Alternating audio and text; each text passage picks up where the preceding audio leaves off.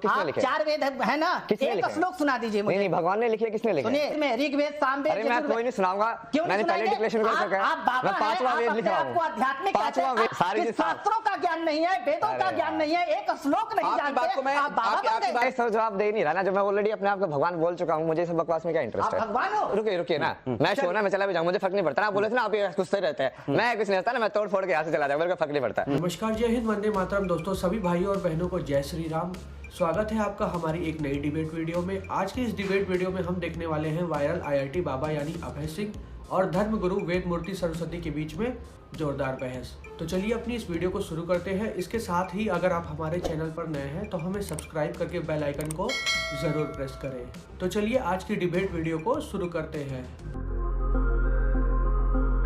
अभी तक सुना, आपको श्रवण किया, आप एक एंकर हैं, उसके बावजूद भी आपने गीता के श्लोक बोले, रामायण के चौपाई बोले, लेकिन आपके सामने विद्यमान आईआईटी बाबा जिनमें लगा हुआ है, उन्होंने अभी तक एक श्लोक नहीं बोला, भी कई रामायण की चौपाई नहीं बोली। पता है गीता में क्या लिखा हुआ है? बहुत कम पता। कहां पर क्या लिखा हुआ है? हमारे यहाँ कहा गया अदरत गगरी छलकत जाए। अगर पानी गगरी में आधी पानी हो तो छलकता है, उनका कारण मात्र यही है। ये आईआईटी बाबा हुए, वहां भी उन्होंने पूर्ण ज्ञान प्राप्त नहीं किया, आध्यात्मिक ज्ञान में भी उनको पूर्ण ज्ञान प्राप्त नहीं हुआ। क्यों? क्योंकि गुरु का सानिध्य नहीं मिला। इनको भी मारेंगे, वेद मूर्ति बनाएंगे, गुरु का सानिध्य नहीं मिला। वेद में खुद देने वाला वो वेद सिखाएंगे।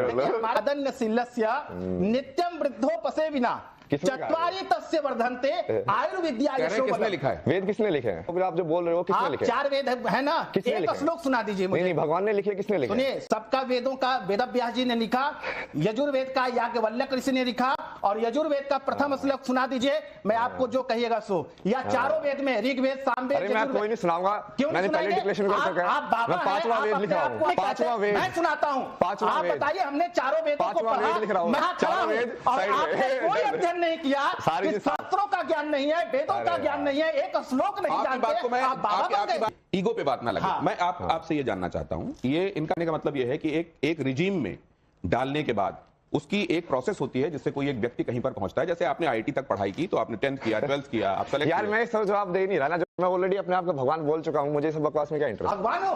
मैं राइट तो हूं? आप वो कह रहे हैं कि मैं बाबा से भी ऊपर, मैं ईश्वर हूं। कब से बोल रहा हूं? मैं पागल हो गया? बोल बार वीडियो भी दिखाई तुमने, बार बार बोल रहा हूं। एक सेकंड बाबा, ये वो वाली बात है जिसमें हम कहते हैं हम ईश्वर के अंश हैं। नहीं, हमारे अंदर ईश्वर विद्यमान है। मैं खुद को कृष्णा बोल रहा हूँ ना, सिंपल साफ साफ बोल देता हूँ। मैं खुद को कृष्णा बोल रहा हूँ बस। बोलने की क्या, आपको लोगों को बताने की क्या जरूरत है? आपको अरे मैं कुछ भी करूँ, आपको क्या जरूरत है? आप मुझे बताने वाले कौन होते हैं? मैं क्या कर सकता हूँ? भगवान कैसे हो सकते हैं? मैं कुछ भी करूँ। भगवान किसे कहते हैं? भा से भूमि, एक बात से गगन, वा से वायु, ना से नील और आ से अग्नि, पंच तत्व को हम लोग भगवान। चिल्ला चिल्ला के मतलब मैं अंदर कुछ है, मैं एक अंदर कुछ है, वो ये कह रहे हैं कि आप मेरे से आराम से अपनी बात पूछिए। मैं एक बात आपकी ले जाना चाहता हूँ। हाँ बाबा, इस तरह के अब इस तरह मैं बांसुरी बजाने लगूंगा। लेकिन एक बात मैं ये जानना चाहता हूं, आपने ये कहा कि अपने आप को बताने की आवश्यकता क्या है? अपने आप को बताने की आवश्यकता क्या उस समय जब भगवान राम हुए या जब भगवान कृष्ण हुए, उस समय आवश्यकता पड़ी थी या नहीं पड़ी थी? आप जरा इसको यहाँ ममता का लीजिए, आप तब से कुछ चीजें देख रही हैं और आप नोट डाउन भी कर रही हैं। क्या महत्वपूर्ण ऑब्जर्वेशन है अभी तक आपके? इनका वेद मूर्ति से आज वो कर देते तो यहीं पर अभी आईआईटी बाबा जी के लिए 2 लाइन्स लिखी हैं, तो वो मैं पहले पढ़ना चाहती हूँ। हो आईआईटी बाबा या अभय सिंह, कहो आईआईटी बाबा या अभय सिंह, ईश्वर की भक्ति में तल्लीन, बाबा की भक्ति है सुप्रीम। तार्किक बातें, सनातन का सम्मान, ईश्वर का अंश, ज्ञान का भंडार, त्याग की प्रतिमूर्ति। बाबा जी आपको मेरा बारंबार प्रणाम। तारीफ करो। नहीं, मैं और ये जो मैंने लिखी है, ये मैंने यहीं पर खड़े होकर के लिखी है, मैं कुछ लिख करके नहीं आई थी। तो इस तरह के चैलेंजेस जो आप सुन रही हैं, वो जायज है नहीं है? मैं उसी पर आ रही हूँ। और मैं ये बोलना चाहती हूँ कि आज जो मैंने लिखा है, ऐसा नहीं है कि मैंने इनको अभी सुना इसलिए लिखा, नहीं। जब से ये वायरल हुए हैं, जब से ये महाकुंभ में गए हैं, मैंने इनका हर इंटरव्यू सुना है, मैंने इनकी हर बात सुनी है। और एक बात है कि एक पढ़ा लिखा व्यक्ति यदि सनातन, जो वो सनातनी है, उसको वो प्रीच कर रहे हैं, तो उसमें विरोध क्यों? उसमें उनको समझने वाली बात क्यों नहीं? उन्होंने जो बात बोली, जो मैंने सुनी, वो ये कि सनातन इज साइंटिफिक। तो सनातन धर्म वास्तव में विज्ञान है।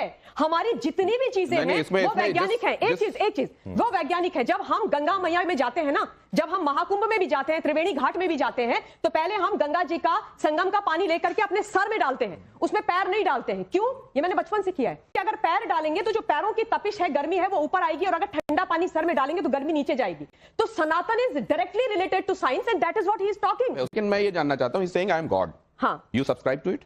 देखिए, हमारे यहाँ पे सनातन में क्या बोलते हैं, कण कण में भगवान है। तो कण कण में भगवान है जब हम मान रहे हैं, और हम ये भी कहते हैं कि ईश्वर का जो हमारे अंदर जो आत्मा है, आत्मा अजर अमर है। ये आपने महत्वपूर्ण बात कही है, लेकिन कण कण में उन्होंने उनसे मैंने ये सवाल पूछा कि जैसे हमारे अंदर ईश्वर विद्यमान है, क्या आप वैसे ही कह रहे हैं कि मेरे अंदर भी ईश्वर विद्यमान है? उन्होंने कहा नहीं, मैं कृष्णा हूं। क्या वही one and the same thing है या इसमें फर्क है, अलग अलग है? ये आपसे समझूंगा, लेकिन मानवी आपको क्या दिखाई देता है? देखिए, मेरे को तो जो अभी तक मैंने सुना ये दिखाई देता है कि एक व्यक्ति जिसका अच्छा करियर चल रहा था, वो अच्छा सेटल थे, अच्छा कमा रहे थे, कहीं ना कहीं अगर वो हर चीज को त्याग करके सनातन को जानना चाहते हैं, सनातन में रुचि रखते हैं, तो कई लोगों के पेट में दर्द क्यों हो रहा है, क्यों आपत्ति है? क्या बाबा से कई लोग जल रहे हैं?